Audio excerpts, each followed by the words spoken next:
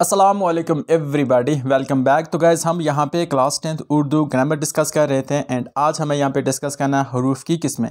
देखो काफ़ी important topic है, नियर अबाउट जो आपके क्वेश्चन हैं एग्जाम में, इससे 3 मार्क्स तो ज़रूर आएंगे, ठीक है ना। तो आपको इसको अच्छी तरह से पढ़ना है और इसमें जो भी 6, 7, 8 किस्में हैं उनका हम यहाँ पे डिटेल में डिस्कस करेंगे। डेफिनेटली आपको काफ़ी हेल्प करने वाला है ये।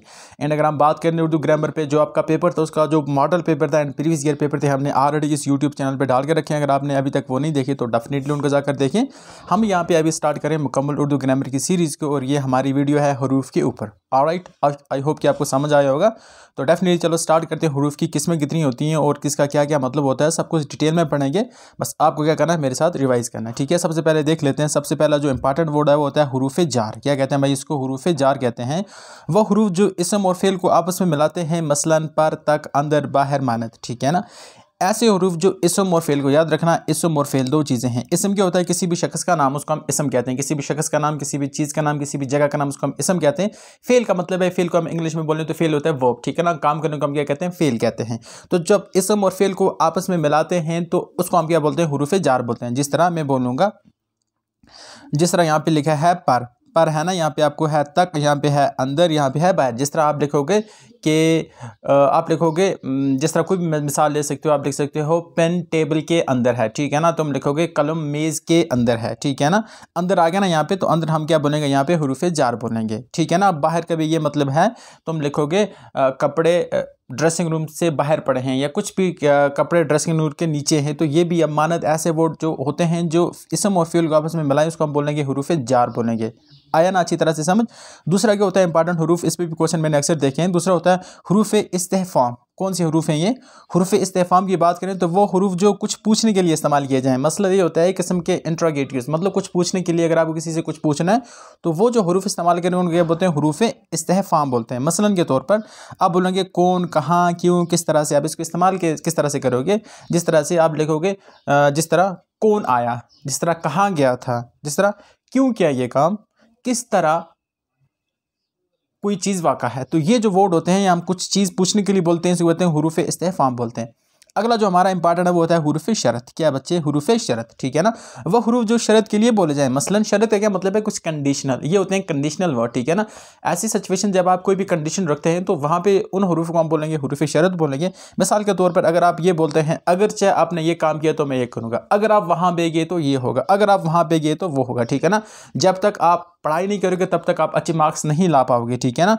जो हम आगे चलते गए तो ठंड बढ़ती गई। तो इस तरह से जो अल्फाज होते हैं आप देखोगे, मसलन अगर है, यहाँ पे वगरना है, जो है, जब है, तो इस तरह के हरूफ को हम क्या बोलते हैं? हरूफ शरत। मतलब जो पर्टिकुलर कंडीशन के मौके पे बोले जाए तो उनको हरूफ शरत ही कहेंगे। अगला देख लेते हैं। अगला प्यारा हमारे पास हरूफ है हरूफ जज़ा। क्या होता है भाई? हरूफ जज़ा हरूफ शरत के जवाब में बोले जाने वाले हरूफ, मसलन मगर। अच्छा, क्या होता है कि हरूफ शरत के, जिस तरह जो आगे आएगा वो जीत जाएगा, जिस तरह यहाँ पे इसके मगर आगे आने वाले सभी तो नहीं जीत पाएंगे, तो इसके जवाब में, ठीक है ना, हरूफ शरत के जो जवाब में हरूफ बोले जाते हैं उसको क्या बोलते हैं? हरूफ जज़ा बोलते हैं। इसमें मिसाल के तौर पर हम यूज़ करेंगे वर्ड मगर का इस्तेमाल होता है, यहाँ पे पर का इस्तेमाल होता है, एंड सो का इस्तेमाल होता है, एंड तब का इस्तेमाल होता है। मिसाल के तौर पर जब तुम सो रहे थे तब लोग पढ़ रहे थे, और ये बोलेगा तब, यहाँ पे आ गया ना, यहाँ पे तब मैंने इस्तेमाल किया, तो तब मतलब क्या होता है कि उसके जवाब में जब तुम सो रहे थे, ठीक है ना, तब लोग पढ़ रहे थे, तो मैंने दोनों मिलाकर क्या बना दिया? हरूफ जज़ा बना दिया। अगला देख लेते हैं बच्चे है हरूफ अतफ। हरूफ अतफ क्या होते हैं? वह हरूफ जो दो कलमों को आपस में मिलाएं, मसलन और बी फिर, मतलब दो कलमे, कोई भी दो बातों को जब आपस में मिलाते हैं, जो अल्फाज को आपस में मिलाते हैं, उनको हरूफ अतफ कहते हैं। हरूफ अज़ाफ़त क्या होते हैं? किसी चीज़ के अज़ाफ़े के लिए, मतलब आप कुछ बातें बोल रहे हैं उसको अज़ाफ़ा करने के लिए। तो जिस तरह यहाँ पे लिखा है, वह हरूफ जो दो कलमों आपस में मिलाएं, वो जो दो इसमों के बाहमी ताल्लुक़ को ज़ाहिर करें, मसलन जो दो इसमें हैं उनके बाहमी ताल्लुक़ को ज़ाहिर करें, मतलब उनमें अज़ाफ़ा करें, तो उसका हम क्या बोलेंगे? हरूफ अज़ाफ़त बोलेंगे बच्चों, ठीक है। मसलन के तौर पर का, की, के, रा, री, दे, ना, नी। तो ये हैं कुछ इंपॉर्टेंट, आप एग्जाम में इनकी मिसाल दे सकते हैं वहाँ पे। अगला वर्ड इंपॉर्टेंट वर्ड है, मानूंगा मैं, हरूफ इस्तदरक। हरूफ इस्तदरक क्या होते हैं? वो हरूफ जो पहले जुमले के शुबा को दूसरे जुमले में इस्तेमाल करके दूर करे, ठीक है ना। मतलब पहले जुमले में आपको शुबा हुआ था और दूसरे जुमले में आप उसको दूर करना चाहते हैं, तो उस वर्ड को हम कहते हैं हरूफ इस्तदरक कहते हैं, ठीक है ना। मिसाल के तौर पर आपने क्या लिखा था, मसलन अगरचे, ठीक है ना। क्या होता है? लेकिन। लेकिन को मैं किस तरह से मिसाल करूंगा? मैं लिखूंगा कि हामिद स्टेज पे खड़ा हुआ, लेकिन वो कुछ बोल ना पाया। चलो पहले स्टेज में, पहले सेंटेंस की बात करें, पहले वर्ड में हमने क्या देखा, वो स्टेज पे तो खड़ा हुआ लेकिन वहाँ पे वो कुछ बेचारा बोल ना पाया, तो लेकिन मैंने वहाँ पे इस्तेमाल कर दिया, ठीक है ना। अगला अगर मैं वर्ड देखूँ यहाँ पे अगर, ठीक है ना, अगर क्या होता है, जो बच्चे अच्छी तरह से मेहनत नहीं, अगर आप अच्छी तरह से मेहनत करोगे तो आप पास हो जाओगे, ठीक है। या अगर इस तरह से नहीं इस्तेमाल होगा, अगर होता है पहले वर्ड को क्लियर करने के लिए हुरूफ इस्तदराक के मौसम में, मतलब इसके मुताबिक अगर हम बात करते हैं, तुम पास हो जाते अगर तुम मेहनत करते, तुम पास हो जाते अगर तुम मेहनत करते। तो हमने पिछले वाले को आगे से कनेक्ट करके जो भी शुबहात थे उसको दूर करने की कोशिश की है। तो याद रखना कुछ वर्ड होते हैं, अगरचे होता है, लेकिन होता है, गर होता है, तो ये आप क्या करेंगे, यूज़ करेंगे। लेकिन की बात करें, लेकिन क्या होता है, मैंने अभी आपको लेकिन का बताया कि कोई बंदा स्टेज पे जाता है लेकिन वो कुछ बोल नहीं पाता, तो टोटल पिछले वाले सेंटेंस को आगे वाले सेंटेंस में क्लेरिफाई कर दिया। हुरूफ इंतशा की बात करें तो कैसे हुरूफ होते हैं बच्चे, ये भी देख लेते हैं। हुरूफ इंतशा वो हुरूफ जो एक चीज़ को दूसरी चीज़ से जुदा करे, ठीक है ना, एक चीज़ को दूसरी चीज़ से जो जुदा करने वाले हुरूफ होते हैं क्या बोलते हैं, हुरूफ इंतशा कहते हैं। मिसाल के तौर पर मा, सवा, फिर, बिन, और ये वर्ड होते हैं हुरूफ इंतशा। अच्छा, हुरूफ तहसीन जो होते हैं ये इंपॉर्टेंट वो होते हैं और एग्जाम ओरिएंटेशन से हैं, मतलब एग्जाम वाला इससे मैक्सिमम क्वेश्चन पूछता है बच्चे। देख लेते हैं क्या होते हैं वो हुरूफ जो तारीफ़ के मौके पर बोले जाएँ, मसलन क्या, कहा, मरहबा, वाह वाह, ऐसे हुरूफ जो आप मतलब कांग्रेट्स के मौके पे या तहसीन जब आपने कुछ अच्छा काम किया होता है तो ऐसे मौके पे जब कोई अल्फाज इस्तेमाल किए जाते हैं उनके बोलते हैं हुरूफ तहसीन बोलते हैं। जिस तरह क्या कहा, सुभान अल्लाह, मरहबा, मरहबा, ज़बरदस्त मेरे भाई। जिस तरह हम नहीं बोलते नॉर्मल लैंग्वेज में शानदार, जानदार, ज़बरदस्त, जिंदाबाद, तो ये जो होते हैं वर्ड कौन से होते हैं, ये हुरूफ तहसीन होते हैं। किसी को शाबाशी देने के लिए, मतलब उसने अच्छा काम किया, मरहबा, लाजवाब, सुभान अल्लाह, आपने बहुत अच्छा काम किया, माशाअल्लाह, ज़बरदस्त भाई था। तो आप इन वर्डों को अच्छी तरह से याद रखेंगे, ठीक है ना। अच्छा, हुरूफ तासफ क्या होते हैं, वो हुरूफ जो अफसोस, तकलीफ या घबराहट के मौके पर बोले जाएं, बहुत ज़्यादा इंपॉर्टेंट है, याद रखना। एग्जाम में ये पूछे जा चुके हैं। जब देखो क्या होता है कि हमें ऑलरेडी आपको पेपर सॉल्व करके देना पड़ता है। हमने ऑलरेडी आपके प्रीवियस ईयर क्वेश्चन पेपर इस चैनल पे उर्दू के डिस्कस कर रखे हैं, वहाँ पे ऑलरेडी ग्रामर आता है और उसमें हमने ये देखा है मैक्सिमम के हुरूफ तासफ वहाँ पे पूछे जा चुके हैं। तो आपको डेफिनेशन लिखना है क्या होता है इसका, वो हुरूफ जो अफसोस, तकलीफ या घबराहट के मौके पे बोले जाएं तो इन हरूफ को हम बोलेंगे हुरूफ तासब बोलेंगे। मसलन उफ, हाय, आह, उफ, अगर आप वहाँ जाते हैं, या उफ क्या हो गया, हाय हाय हाय हाय, वो तो अब ना रहा दुनिया में, तो इस तरह आह अगर मैंने पढ़ लिया होता तो मैं पास हो जाता, मतलब अफसोस हो गया ना, बंदा फेल हो गया, वो कहता है आह अगर मैंने पढ़ लिया होता तो डेफिनेटली मैं पास हो जाता, ठीक है।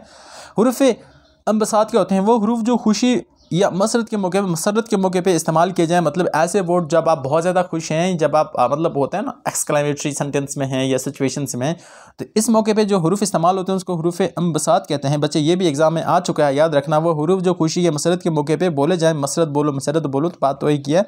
मसलन अल्लाह अल्लाह, आहा, वाह वाह, माशाल्लाह, सुभान अल्लाह, क्या बात है, लाजवाब, ऐसे ऐसे अल्फाज जो होते हैं उसको हुरूफ अम्बसात कहते हैं, ठीक है ना। हुरूफ ताजब क्या होते हैं बच्चों, देख लेते हैं इसको। हुरूफ ताजब अगर हम देखें तो वो हुरूफ जो हैरानगी और परेशानी के मौके पे बोले जाएं, ठीक है ना। जिस तरह मतलब कोई हैरान है या कोई परेशान है तो वहाँ पे जो अल्फाज यूज़ करेगा वो हो गए हुरूफ ताजुब होंगे। मिसाल के तौर पर यहाँ पे लिखा है ला हौला वला कुव्वता, मियाँ क्या बात कर रहे हो आप, ला हौला वला कुव्वता, आपने ये काम कैसे कर दिया।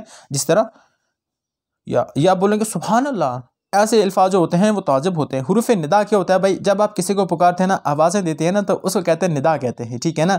अच्छा, ऐसे अल्फाज जो आप किसी को पुकारने के लिए इस्तेमाल करें उनको बोलेंगे हुरूफ निदा कहते हैं।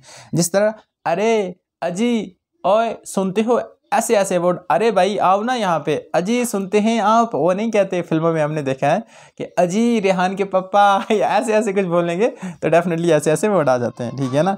हुरूफ इजाब के होते हैं बच्चे, जो हुरूफ पुकारने के जवाब में बोले जाएं, मसलन हाँ जी, अच्छा, दे निदा पुकारने के लिए, इसके आवाज़ जो आगे वाला बंदा होगा ना वो रिप्लाई तो करेगा ना, तो उसका जो रिप्लाई होगा वो होगा हुरूफ इजाब होगा, ये बात याद रखना। जिस तरह अरे सुनते हो जी, हाँ हाँ सुन रहा हूँ मैं, बोलो, तो हाँ हाँ यहाँ पे हो गया दुरुस्त। अजी आपने उसको देखा, उसने ये काम कर दिया, हाँ उसने दुरुस्त काम किया। तो ऐसे वर्ड होंगे हुरूफ इजाब हो गए। अच्छी तरह से आई होप समझ आया होगा। आगे देख लेते हैं बच्चे, आगे कौन से इंपॉर्टेंट वर्ड्स हैं। हुरूफ इल्लत की बात करें तो वो हुरूफ जो किसी अमर का सबब ज़ाहिर करें, अमर का मतलब होता है कोई भी काम या किसी भी चीज़ का सबब ज़ाहिर करें या कोई भी परेशानी का सबब ज़ाहिर करें, उसको हुरूफ इल्लत कहते हैं। अल्लत बोलो, इल्लत बोलो, तो प्रोनाउंसिएशन सॉरी फॉर दैट। मसलन चूँकि, लिहाजा, आपस, ताका, ताकि, तो ये वर्ड क्या होंगे, हुरूफ इल्लत होंगे। हुरूफ ताकीद की बात करें तो वो हुरूफ जो कलाम में जो किसी में जो स्ट्रेस होता है ना, फोकस करने के लिए या किसी पे जोर देने के लिए बोले जाए, कुछ काम आपको करना है और उसको जोर से बोला जाए कि भाई आपको ये काम करना ही करना है, तो इसको हम बोलेंगे हुरूफ ताकीद करना। ताकीद करना किसी को बोलना कि हाँ ये काम करना है, वो हुरूफ जो जिससे काम में जोर पाया जाए, ठीक है ना। मसलन हरगज़ आप वहाँ पे नहीं जाओगे, हरगिज़ आप वहाँ पे नहीं जाओगे, मतलब आपको वहाँ पे जाना ही नहीं है भाई। उसके बाद होता है हरगिज़, कभी, कल, तमाम, तो इस तरह के तमाम लोग वहाँ पे आ जाए। तमाम का मतलब है everyone has to go there. आया समझ आपको, ठीक है। हुरूफ नफरीन की बात करें, हुरूफ नफरीन क्या होते हैं, हुरूफ नफरीन ऐसे वर्ड होते हैं जो क्या होते हैं, मतलब जो नफ़रत के मौके पे बोले जाए। हुरूफ नफरीन ऐसे वर्ड होते हैं जो नफ़रत के मौके पे बोले जाए, तो आप बोलेंगे मसलन छी छी, थू थू थू, छी छी क्या बात करती तूने यार, थू थू थू, तुझे उसने चांटा लगा दिया। ऐसे ऐसे वर्ड अल्फाज, मतलब यू कैन अंडरस्टैंड बेटर कि मैं क्या यहाँ पे बोलने की कोशिश कर रहा हूँ। तो ये थे हमारे कुछ इंपॉर्टेंट हरूफ की किस्में। तो आई होप आपको अच्छी तरह से समझ आया होगा। देखो, अगर आपको ये वीडियो पसंद आई तो डेफिनेटली हमारे चैनल को लाइक करेंगे आगे वीडियो के लिए, ताकि आपको उसको नोटिफिकेशन मिलती रहे। तो मिलते हैं किसी और वीडियो में, तब तक के लिए मिलते हैं उस वीडियो में। अल्लाह हाफ़िज़, thank you, nice time ahead.